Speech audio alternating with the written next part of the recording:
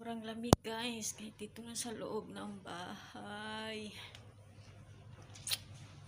Kailangan ng jacket. Lamig. Good morning everyone. Lingisay ako sa lamig. Yes, jacket muna.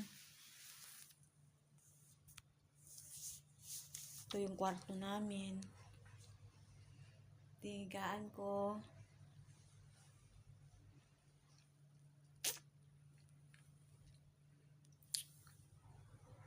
Kasama ko kwarto. Yan ang kwarto namin. Ang lamig, Diyos ko po.